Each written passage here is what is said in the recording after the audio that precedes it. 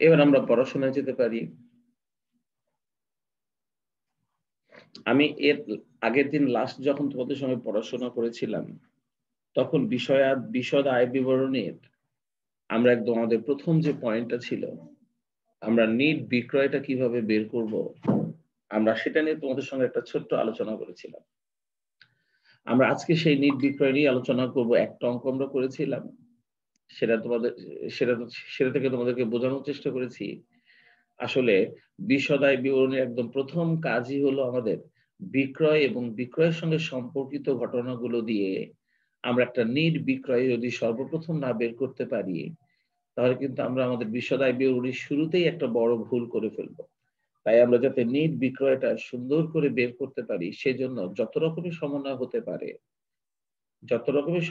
পারে। আসলে বিভিন্ন পরীক্ষাতে যেগুলো আসছে অনেক সাধারণ। কিন্তু আসেনি কিন্তু আসতে পারে। এমন কিছু ছোট, ছোট আইটেমও আমি তোমাদেরকে দিয়েছি, যেটা আসলে তোমাদের কাছে কখনো তোমরা এর আগে দেখোনি বা আলোচনা শোনোনি। হয়তোবা এইজন্য তোমাদের কাছে একটু জিনিসটা অপরিচিত রয়েছে, এইজন্য একটু কঠিনও রয়েছে। তো আমি আজকে আলোচনা করে দিব, যাতে জিনিসটা তোমাদের কাছে এখন থেকে সহজ হয়ে যায়। স্যার কারণ 2টা HW হ্যাঁ, আমার খেয়াল আছে। আমি সেই HW টাই সবারটা একসঙ্গে চেক করছি। চলো আমি সেটা নিয়ে একটু আলোচনা করি তোমাদের সাথে।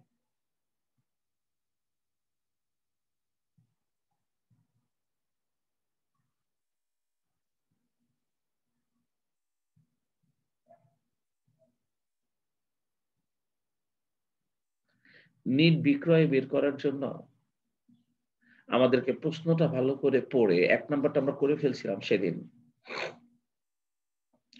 এই বক্সটার মধ্যে আমি ১ নাম্বার অঙ্কটা তোমাদের সঙ্গে হাতে, হাতে করেছিলাম। ২ নাম্বার অঙ্কটার মধ্যে আমি যে তথ্যগুলো দিয়েছি, তোমরা অনেকেই অঙ্কটা করে ফেলছো সুন্দর করে আমি জানি। তো আমি এখন সেটাই মিলাই দিচ্ছি তোমাদের সাথে, সাথে। তোমরা একটু দেখো।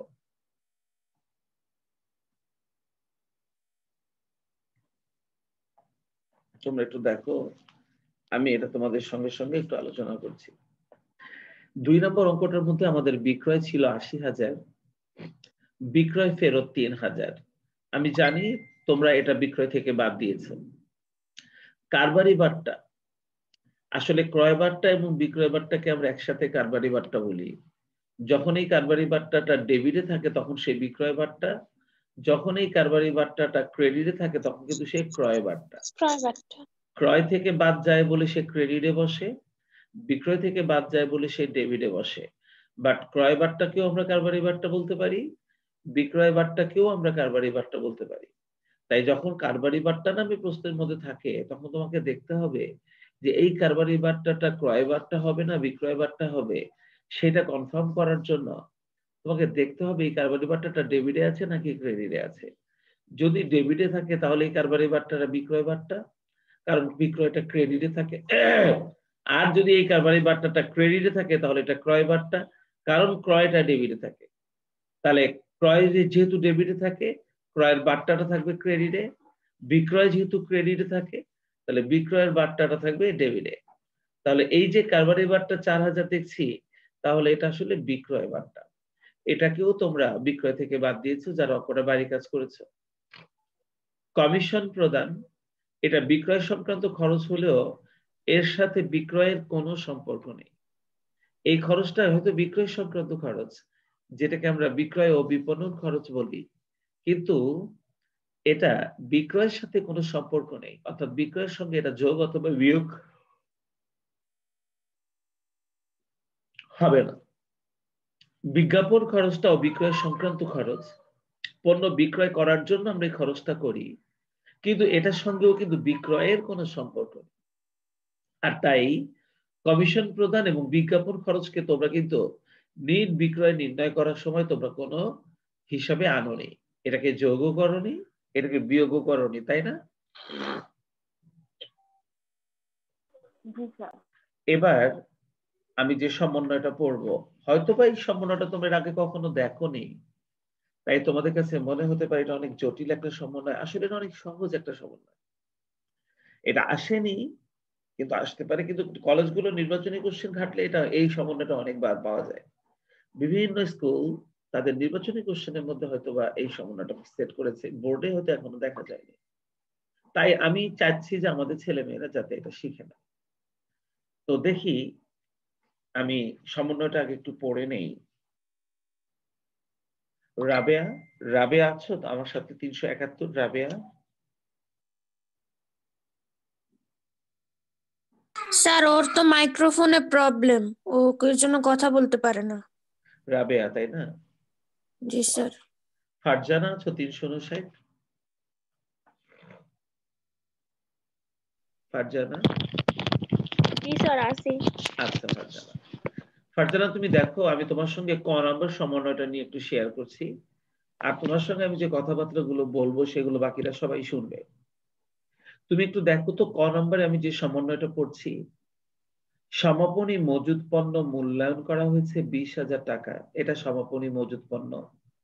এর মধ্যে সমাপনী মজুদ পণ্যের মধ্যে 5,000 টাকার বিকৃত পণ্য অন্তর্ভুক্ত রয়েছে, যা এখনো ক্রেতাকে সরবরাহ করা হয়নি। তারপর এই 5,000 টাকার পণ্য বিক্রয় করা হয়েছে যা এখনো ক্রেতাকে দেওয়া হয়নি, ক্রেতার কাছে পৌঁছানো হয়নি। তুমি কি আমাকে ফারজানা বলতে পারবে এই 5,000 টাকার সঙ্গে আমাদের বিক্রয়ের সম্পর্ক আছে কি নাই? বা আমি আমার এই যে নিট বিক্রয়টা বের করছি, এই নিট বিক্রয় বের করতে গিয়ে ক নম্বর সমন্বয়টাকে আমি কোন হিসাবে ব্যবহার করব কিনা, তুমি কতটুকু বলছো বা তুমি বলছো কিনা বলতে পারবে ফারজানা? না স্যার, বিকৃত পণ্যের ব্যয় তো সমন্বয়তে আসবে না। ও মানে এটা তুমি বলছো যে এটা আমাদের এই নিট বিক্রয় নির্ণয়ের কাজে ব্যবহার হবে না, তাই বলছো তো? জি স্যার। আচ্ছা আচ্ছা, একটু বুঝায় বলতে পারবে কেন হবে না? না স্যার, এটা পারবো না। আচ্ছা, সমাপনী মজুদের সঙ্গে কি এর কোনো সম্পর্ক আছে? জি স্যার। সমাপনী মজুদের সঙ্গে যদি আমি করতে চাই এটা কি করব? যোগ করব না বিয়োগ করব? বিয়োগ করব। বাদ দিয়ে দিব। আচ্ছা, কিন্তু বিক্রয়ের সঙ্গে এর কোনো সম্পর্ক নেই। কিন্তু বিক্রয়ের সঙ্গে কেন সম্পর্ক নেই সেটা তুমি বুঝাই বলতে পারছো না, তাই না? তো ঠিক আছে ফারজানা, এবার আমি তোমাকে বুঝাই বলি, তুমি মনোযোগ দিয়ে শোনো। জি স্যার। সবাই মনোযোগ দিয়ে শোনো। এক ব্যক্তির 3 মেয়ে, বড়, মেঝো আর ছোট। এক ব্যক্তির কয় মেয়ে? 3 মেয়ে, 3 বড়, মেয়ে। মেঝো এবং সেজো। 2020 সালের ডিসেম্বরের 31 তারিখ পর্যন্ত এই 3 মেয়ের কোনো মেয়েরই বিবাহ হয়নি। কিন্তু 2021 সালের 1 জানুয়ারি তারিখে একজন ভালো পাত্রের সাথে তার বড় মেয়ের তিনি বিবাহ দিলেন। তার পাত্র পছন্দ হয়েছে, তিনি সেই পাত্রের সঙ্গে বিবাহ দিলেন। কিন্তু বিবাহ দিয়ে দিয়েছেন, কিন্তু মেয়েকে এখনো পর্যন্ত শ্বশুর বাড়িতে তিনি তুলে দেননি। তাই মেয়ে এখনো পর্যন্ত তার সাথেই রয়েছে। এখন আমাকে বলো তো ফারজানা, পরবর্তীতে যখন আমি আমার মেয়েকে বা ওই ব্যক্তি তার মেয়েকে যদি শ্বশুর বাড়িতে তুলে দেন, তখন কি আবার বিবাহ দিতে হবে? না, কেন? কারণ একবার তো হয়ে গেছে। বিবাহ তো হয়ে গেছে, তাই আবার বিবাহ তো দেওয়ার দরকার নেই।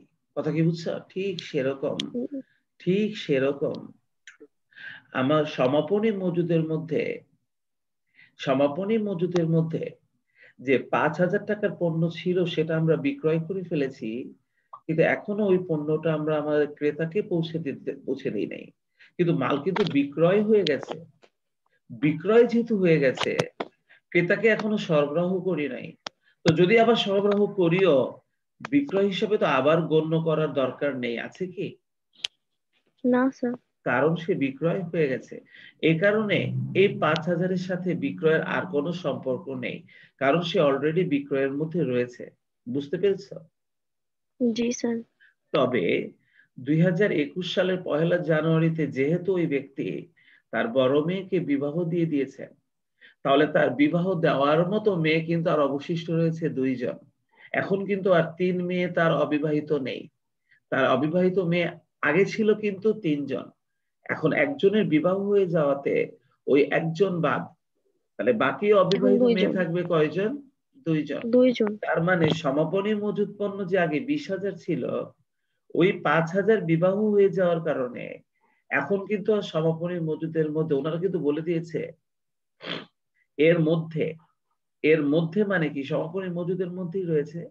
তাহলে ওই 5,000কে এখন আর বিকৃত পণ্য বলা যাবে না, সেজন্য আমরা সমাপনী মজুদ থেকে তাকে আমরা বাদ দিয়ে দিব। তাহলে এই যে ক নম্বর সমন্বয়টা, এই ক নম্বর সমন্বয়ের সাথে মূল যে সম্পর্কটা রয়েছে সেটা হলো বিক্রয় হয়ে গেছে বলে সে অটোমেটিক্যালি উপরের এই বিক্রয়ের মধ্যে সে অন্তর্ভুক্ত হয়ে গেছে, তাই বিক্রয়ের সঙ্গে তার আর কোনো সম্পর্ক নেই। আর বিক্রয় হয়ে গেছে অথচ এখনো সমাপনী মজুদে আছে বলে সে সমাপনী মজুদ থেকে বাদ যাবে। এটাই হচ্ছে আমাদের সম্পূর্ণ ট্রিটমেন্ট। ফারজানা, তুমি কি এই সমন্বয়টার সঙ্গে পরিচিত হয়েছ? জি স্যার। তুমি কি সমন্বয়টা বুঝেছ? জি স্যার, আলহামদুলিল্লাহ বুঝছি। তোমরা কি সবাই বুঝছো, বাকি যারা শুনেছ? জি জি স্যার। বুঝছি। তাহলে আমরা এই সমন্বয়টার যে ট্রিটমেন্টটা আমাদের অঙ্কটা করতে গিয়ে করব সেটা হলো এই ঘটনাটার সঙ্গে আমাদের বিক্রয়ের কোনো সম্পর্ক নেই, তো এটা আর আমরা এখানে আনছি না। খুব ভালো। ফারজানা, তোমার সঙ্গে আমি আরেকটা সমন্বয় নিয়ে একটু কথা বলি। খ নম্বর সমন্বয়টা তুমি একটু শোনো আমার সাথে। এখানে যে সমন্বয়টা দেখছো, বিক্রয় অথবা ফেরত শর্তে পণ্য বিক্রয়ের 10,000 টাকা যা বিক্রয়ের অন্তর্ভুক্ত রয়েছে, যার ক্রয় মূল্য 8,000 টাকা, এই যে একটা পুরো সমন্বয়। তুমি কি ফারজানা ক্লাস 10-এ এ পর্যন্ত চূড়ান্ত হিসাব করতে গিয়ে এই সমন্বয়টা এর আগে কখনো দেখেছ? না স্যার। কখনো শুনেছ? না স্যার, আমি ফার্স্ট দেখছি। আচ্ছা, ফার্স্ট দেখছো, ভেরি গুড। তো আমি এটা কিন্তু স্বপ্ন পেয়ে দেই নাই, এটা কিন্তু একটা সুন্দর এবং কমন একটা সমন্বয়। যেহেতু আমরা নিট বিক্রয় বের করা শিখছি, তাই বিক্রয়ের সব রকম ঘটনাই তোমাদের জানা উচিত। চলো আমি এখন তোমাকে বিক্রয় অথবা ফেরত শর্তে বিক্রয়ের ব্যাপারটা আমি একটু বুঝাই বলি। তুমি যে পাড়ায় থাকো, তোমরা সবাই শোনো, আমি ফারজানার সঙ্গে কথা বলছি। আজকের দিনটা ফারজানার, আমি ওর সাথে কথা বলছি, ওকে বোঝাচ্ছি। আর আমার মনে হয় তোমরাও মনোযোগ দিয়ে শুনলে তোমরা বুঝতে পারবে। ফারজানা শোনো, তুমি যে পাড়ায় থাকো সে পাড়ায় আমার একটা বড় দোকান রয়েছে, যেখানে আমি ভ্যারাইটিস রকমের পণ্য বিক্রয় করি, ভ্যারাইটিস। তো তুমি একজন উৎপাদনকারী, তুমি পাউরুটি তৈরি করো ময়দা দিয়ে, তুমি তোমার কারখানায় পাউরুটি তৈরি করো, কিন্তু তুমি খেয়াল করবে শুধু পাউরুটি বিক্রি করে এমন কোনো দোকান কিন্তু কোথাও নেই, বরঞ্চ বিভিন্ন ধরনের দোকানে তারা পাউরুটিটা বিক্রি করে, তাই না? বেকারিতে বিক্রি করে, বিভিন্ন বড় বড় দেখা যাচ্ছে যারা মুদি দোকানদার তারাও কখনো কখনো পাউরুটি বিক্রি করে, বেকারিতে বিক্রি করে, কিন্তু শুধু পাউরুটি বিক্রি করে এমন দোকান কিন্তু নেই, আছে কি? না তাই স্যার। তাই তুমি ফারজানা তোমার উৎপাদিত পাউরুটি গুলো আমার কাছে বিক্রয় করার জন্য এনেছো। তখন আমি ফারজানা তোমাকে বলেছি যে তোমার এই পাউরুটি তো আসলে একদিনের বেশি রাখা যাবে না, একদিনের মধ্যেই আমাকে কাস্টমারের কাছে বিক্রি করে ফেলতে হবে, কারণ একদিন পরে এই পাউরুটির গুণগত মান খারাপ হয়ে যায়, এটা খাওয়ার উপযোগী থাকে না। 24 ঘন্টার মধ্যে যদি এটাকে বানানোর 24 ঘন্টার মধ্যে যদি এটা খেয়ে না ফেলা হয়, তো সেই ক্ষেত্রে তোমার প্রোডাক্ট আমি তোমার কাছ থেকে নিতে পারি একটা শর্তে। শর্তটা হলো আমি যে কয়টা প্রোডাক্ট কাস্টমারের কাছে বিক্রি করতে পারবো, আমি সে কয়টা প্রোডাক্টের মূল্য আমি তোমাকে দেব। আর যে কয়টা প্রোডাক্টের মূল্য আমি কাস্টমার কাছে বিক্রি করতে পারবো না, সেই কয়টা প্রোডাক্ট কিন্তু আমি আবার তোমাকে ফেরত দিয়ে দিব। তুমি যদি রাজি থাকো তাহলে তুমি আমার কাছে তোমার পাউরুটি বিক্রি করতে পারো। তুমি কি ফারজানা আমার কথাটা বুঝতে পেরেছো? জি স্যার। তাহলে তুমি আমার কাছে যখন পাউরুটি বিক্রি করতে আসছো, তখন আমি তোমাকে একটা শর্ত দিয়ে দিয়েছি যে যদি আমি এটা কাস্টমারের কাছে বিক্রি করতে পারি তবে আমি তোমাকে টাকা দেব, আর যদি আমি এটা কাস্টমারের কাছে বিক্রয় করতে না পারি তাহলে আমি তোমাকে মালটা ফেরত দিয়ে দিব। তুমি সেটাতে রাজি হয়েছো।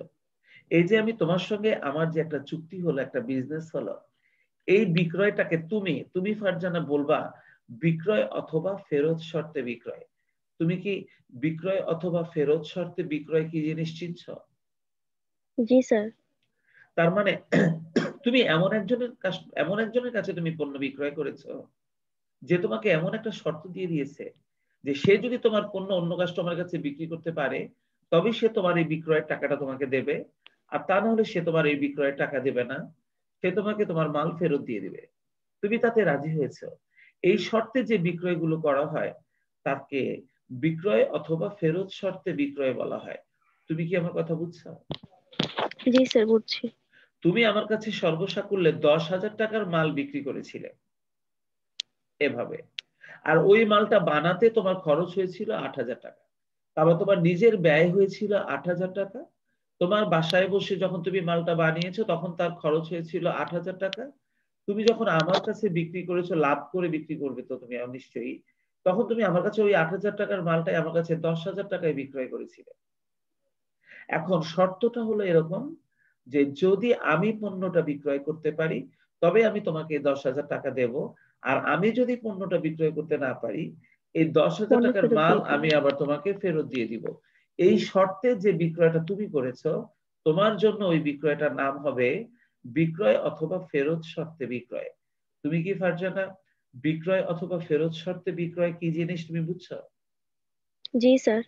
এখন অ্যাকাউন্টিং এর নিয়ম অনুযায়ী বিক্রয় অথবা ফেরত শর্তে পণ্য বিক্রয়ের ক্ষেত্রে আমি যতক্ষণ পর্যন্ত তোমাকে না জানাবো যে হ্যাঁ আমি কাস্টমারের কাছে তোমার মালগুলো বিক্রয় করে ফেলেছি, ততক্ষণ পর্যন্ত তোমাকে, অর্থাৎ ফারজানা, তুমি এই বিক্রয়কে বিক্রয় হিসাবে গণ্য করতে পারবে না। তুমি কি আমার কথা বুঝছো? জি স্যার।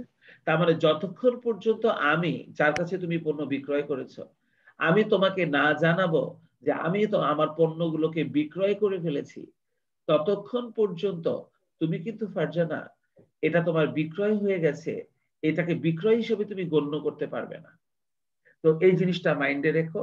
বিক্রয় অথবা ফেরত শর্তে পণ্য বিক্রয়ের ক্ষেত্রে পণ্যগুলো বিক্রয় হয়ে গেছে এই খবর যতক্ষণ না পাওয়া যাবে ততক্ষণ পর্যন্ত এটাকে বিক্রয় হিসাবে গণ্য করা যায় না। তো তাহলে তোমরা দেখো এখানে কিন্তু বলে দিয়েছে যে যে আমরা 10,000 টাকার পণ্য বিক্রয় অথবা ফেরত শর্তে বিক্রয় করেছিলাম যা কিনা বিক্রয়ের মধ্যে অন্তর্ভুক্ত রয়েছে। তার মানে আমরা অলরেডি এটাকে বিক্রয় হিসেবে গণ্য করে ফেলেছি।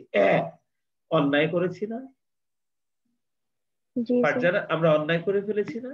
আমরা অন্যায় জি করেছি স্যার। কি যে এটাকে তো বিক্রয়ের মধ্যে অন্তর্ভুক্ত করা যাবে না যতক্ষণ না পর্যন্ত আমাকে বলবে যে আমার পণ্যগুলো সব পণ্য বিক্রয়। বিক্রয় হয়ে গেছে। তো যেহেতু এই পণ্য বিক্রয় হয়ে গেছে এই খবরটা কোথাও নাই, অথচ আমরা এটাকে বিক্রয়ের মধ্যে অন্তর্ভুক্ত করেছি, তাহলে তো আমরা ভুল করেছি, ঠিক না? তাহলে জি স্যার। এখন যদি আমি ঠিকভাবে বিক্রয়টা বের করতে চাই তাহলে কি আমি বিক্রয় থেকে 10,000 টাকাটা এখন বাদ দিয়ে দেব না? জি স্যার। তুমি কি এটা যে বিক্রয় থেকে 10,000 বাদ দিতে হবে, তুমি কি এই কথাটা বুঝতে পেরেছো? জি স্যার। আচ্ছা, 2 নম্বর পয়েন্ট হলো যেহেতু তুমি এটাকে বিক্রয় থেকে বাদ দিচ্ছ তার মানে তুমি এটাকে অবিক্রিত মাল হিসেবে গণ্য করছো। আর আমরা জানি যে অবিক্রিত মালগুলোকে সমাপনী মজুদ বলা হয়। তাহলে কি তোমার এই মালটা আবার সমাপনী মজুদ হয়ে যাবে না? জি স্যার। তবে যখনই মালটা তোমার বাসায় এসে সমাপনী মজুদে পরিণত হবে তখন আর তুমি মালের মূল্যটাকে 10,000 ধরতে পারবে না, তখন তুমি মালের মূল্যটা কত ধরবে? 8,000 টাকা 8,000। ধরবে। কারণ মালটা বানাতে তোমার বাসায় খরচ হয়েছিল কত? 8,000। 8,000। তাই তুমি যেহেতু এটাকে বিক্রয় থেকে বাদ দিয়ে দিয়েছো তাহলে এটা অবিকৃত মাল হয়ে গেছে। আর অবিকৃত মালটা সবসময় সমাপনী মজুদকে বাড়ায়। তখন তুমি এই 8,000 টাকাটাকে আবার কি করবে? সমাপনী মজুদের সাথে যোগ করে দেবে। যোগ করুন। পারছে না? তাহলে আমি পুরো জি স্যার। সমন্বয়টা যদি তোমার সঙ্গে আলাপ করি তাহলে তুমি বলবে যে এখানে যে বিক্রয় অথবা ফেরত শর্তে পণ্য বিক্রয় তথ্য দেয়া আছে তার ক্রয় মূল্য দেওয়া আছে 8,000 আর তার বিক্রয় মূল্য দেওয়া আছে 10,000। এই বিক্রয় মূল্যটা বিক্রয়ের মধ্যে আছে যেটা আমার লেখার কথা না, তাহলে আমি এখন এটাকে বিক্রয় থেকে বাদ দিয়ে দিব 10,000। আর যেহেতু আমি এটা বিক্রয় থেকে বাদ দিচ্ছি মানে আমি ধরে নিচ্ছি মালটা আমার বিক্রয় হয়নি, তাহলে এই মালটাকে অবশ্যই সমাপনী মজুদ হিসেবে গণ্য করতে হবে। তবে সেটা 8,000 টাকায়, 10,000 টাকায় না। তখন আমি ৮,০০০ টাকাটা অর্থাৎ এই ক্রয় মূল্যটা আমি অবশ্যই সমাপনী মজুদের সাথে যোগ করে দেব। তাহলে খ নম্বরে যে সম্পূর্ণ সমন্বয়, ফারজানা তুমি কি এই সম্পূর্ণ সমন্বয়টা বুঝছো? জি স্যার, বুঝছি। আর তোমরা যারা শুনেছো, তোমরা কি এই সমাপনী মজুদ পণ্যের সঙ্গে যুক্ত হওয়ার ব্যাপারটা আর বিক্রয় অথবা ফেরত শর্তে পণ্য বিক্রয় হওয়ার ব্যাপারটা যে বিক্রয় থেকে বাদ যাবে, এই ব্যাপারটাকে তোমরা বাকিরা যারা শুনেছো তারা কি বুঝছো? জি স্যার।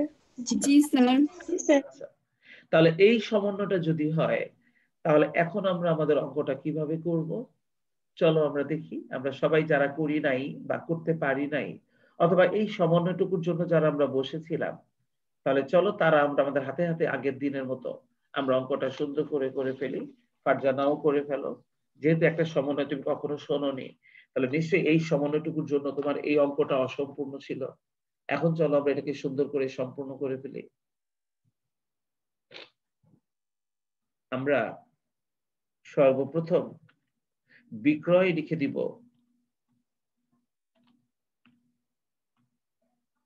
আমরা সর্বপ্রথম বিক্রয় লিখে দিব ৮০,০০০ টাকা, ২ নম্বর সমন্বয়।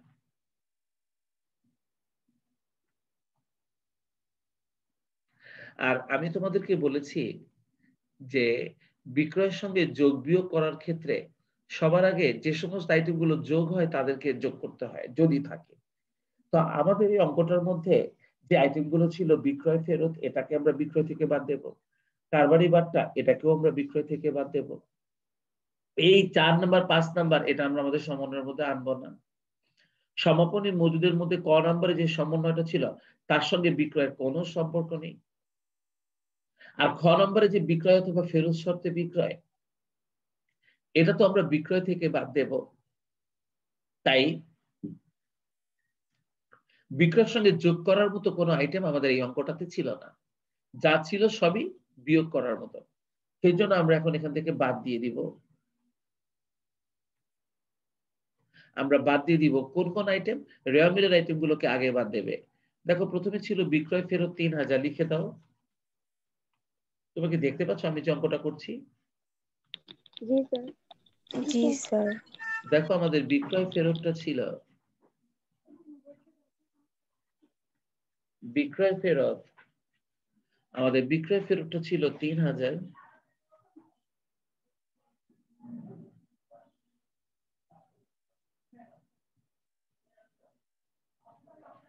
এরপরে দেখো আমাদের কারবারি বাটটা ছিল ৪,০০০, এটাও বাদ দেবো আমরা।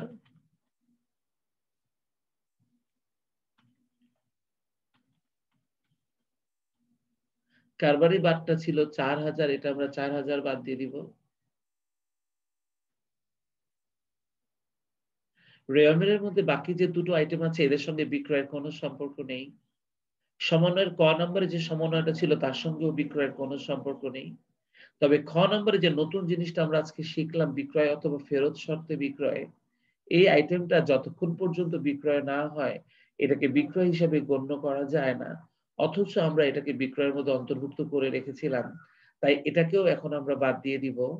আমরা লিখে দিব বিক্রয় অথবা বিক্রয় অথবা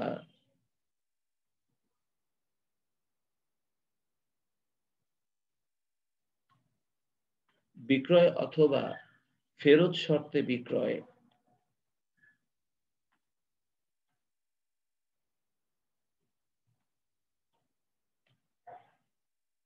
বিক্রয় অথবা ফেরত শর্তে বিক্রয় ছিল ১০,০০০ টাকা।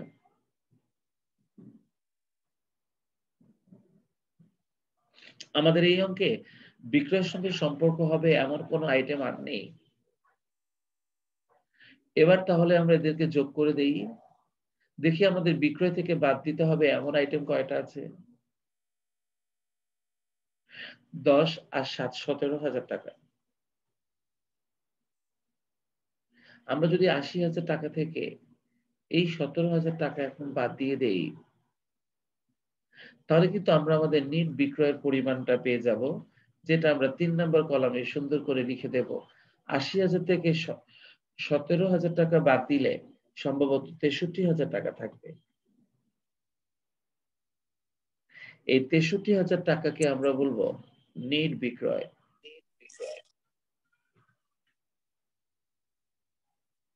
এটাকে আমরা বলবো নেট বিক্রয়। তোমরা কি নেট বিক্রয় বের করাটা সবাই বুঝেছো? জি স্যার। জি স্যার। আমরা সবাই নেট বিক্রয়টা বের করার জন্য 2 নম্বর অঙ্কে যে সমন্বয়গুলো ছিল আমরা কি সেটা সবাই বুঝেছি? জি স্যার। আমি এবার জি একটু স্যার। এখন আমি একটু 2 নম্বর অঙ্কটা একটু 2 নম্বর অঙ্কটা তো পড়লাম না, আমি এবার একটু 3 নম্বর অঙ্কটা পড়ছি। তোমরা একটু দেখো, তোমাদের অনেকেই করে ফেলছো, অনেকে করতে গিয়ে একটু প্রবলেম হয়ে গেছে, সেজন্য আমি একটু 3 নম্বর অঙ্কটা পড়ে দিচ্ছি, তোমরা একটু দেখো। বিক্রয় দেওয়া ছিল, বিক্রয় ফেরত ছিল, জানো এটা বিক্রয় থেকে বাদ যাবে। কারবারি বারটা এখানেও বিক্রয় থেকে বাদ যাবে। বিক্রয় পরিবহন, এটার সঙ্গে বিক্রয়ের কোনো সম্পর্ক নেই। অনাদায়ী পাওনাও কিন্তু বাকিতে বিক্রয় হওয়ার পর দেনাদারের কাছ থেকে যে টাকাটা কখনোই আদায় হয় না তাকেই আমরা অনাদায়ী পাওনা বলি, বাট এটার সঙ্গেও কিন্তু বিক্রয়ের কোনো সম্পর্ক নেই। তবে খ নম্বরে যে সমন্বয়টা আছে, খরিদ্দার কর্তৃক পণ্য ফেরত 2,000 টাকা যা হিসাবভুক্ত হয়নি, উক্ত পণ্যের ক্রয় মূল্য 1,500 টাকা। এটাও কিন্তু একটা কমন সমন্বয়, এটাও কিন্তু তোমাদের এসএসসি তে আমি আসতে দেখেছি। এখানে যে খরিদ্দারের কর্তৃক যে পণ্য ফেরত দিয়েছে আমাদের 2,000 টাকা, এটাও কিন্তু বিক্রয় ফেরত। তবে এই বিক্রয় ফেরতটা হচ্ছে লিখিত আর এই বিক্রয় ফেরতটা হচ্ছে অলিখিত। সেজন্য আমরা লিখিত বিক্রয় ফেরতটা যেমন বিক্রয় থেকে বাদ দেই, অলিখিত বিক্রয় ফেরতটাও আমরা সেরকম বিক্রয় থেকে বাদ দেই। তবে অলিখিত বিক্রয় ফেরতের যে ক্রয় মূল্যটা দেওয়া আছে মনে রেখো, এটাকে আমরা সমাপনী মজুদের সঙ্গে আবার যোগ করে দেই। কারণ বিক্রয় হয়নি এমন মাল যদি ফেরত আসে, সে সবসময় সমাপনী মজুদকে বাড়ায়, আর তখন সে বাড়াবে ক্রয় মূল্যে, এই জন্যই ক্রয় মূল্যটা দিয়ে দিয়েছে। তাহলে তোমরা আমাকে বলো, বিক্রয় ফেরত যেটা আছে 5,000 রেও মিলে, এটাও যেমন বিক্রয় থেকে বাদ যাবে, ওটাকে তোমরা লিখিত বিক্রয় ফেরত নামে লিখবে। আর সমন্বয়ের মধ্যে যে খরিদ্দার কর্তৃক পণ্য ফেরত 2,000 টাকা হিসাবভুক্ত হয়নি, এটাও বিক্রয় ফেরত, এটাকে আমরা অলিখিত বিক্রয় ফেরত নামে লিখবো। এটাকেও আমরা আমাদের বিক্রয় থেকে বাদ দেব। তোমরা বাদ দিতে পারবে না?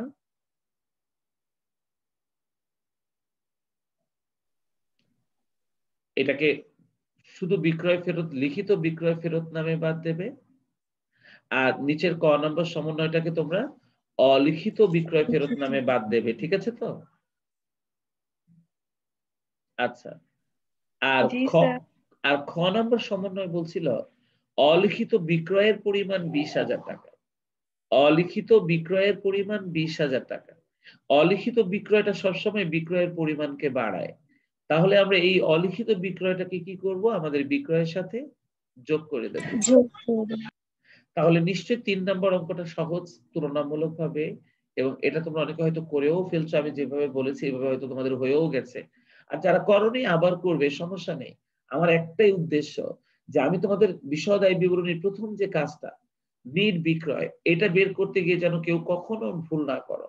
বলতো তোমরা কি 3 নম্বর অঙ্কটা সবাই বুঝছো? এটা করতে পারবে সবাই? জি স্যার।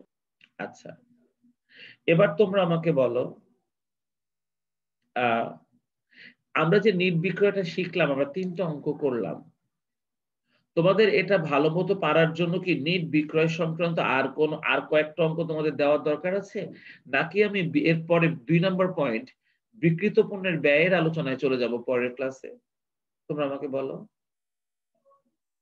আমি কি নিট বিক্রয় বের করা সংক্রান্ত আরো 2-1টা অঙ্ক করাবো, নাকি আমি বিক্রিত পণ্যের ব্যয়ে চলে যাব? তোমরা নিট বিক্রয় বের করাটা মোটামুটি শিখেছো, আমাকে বলো, তোমরা যেভাবে বলবে। স্যার বিক্রিত পণ্যের ব্যয় চলে যান। আলহামদুলিল্লাহ, তাহলে তাই করব আমরা। আমরা আগামী ক্লাসে আমরা নিট বিক্রয় বের করা শিখে ফেলছি। আমি আগামী ক্লাসে তোমাদেরকে সাথে নিয়ে বিক্রিত পণ্যের ব্যয় বের করা শিখব। তো তোমাদের মধ্যে পরে এসে হাজিরা হয়নি এমন কি আর কেউ আছো? স্যার আমি আছি 368। 368। স্যার 321টাও দিয়ে দেন, ওর বাসা কারেন্ট ছিল না। আচ্ছা, স্যার আমিও 368। আসি। তোমার রোল কত বললো? 337 স্যার 337। স্যার আমি আমার 376 ও নেট প্রবলেম ছিল তো এর জন্য এতক্ষণ বলতে পারিনি স্যার। কত তোমার রোল নাম্বার? 314। 314। আচ্ছা, স্যার 364 364 368 364 368। স্যার 376 হ্যাঁ 376 দিয়েছি। 321 বললা তাই না? 321 বললা না বর্ণা? স্যার আচ্ছা ঠিক আছে। আর তো কেউ নেই? স্যার 337 দিয়েছেন? হ্যাঁ 337 লামিয়া না, এই যে এখন দিলাম। জি স্যার, থ্যাংক ইউ। আর কেউ আছো? তো ঠিক আছে, 368 আমরা আগামী দিয়েছেন? ক্লাসে 368 হ্যাঁ দিয়েছি, হ্যাঁ 368 দিয়েছি। আমরা আগামী ক্লাসে বিকৃত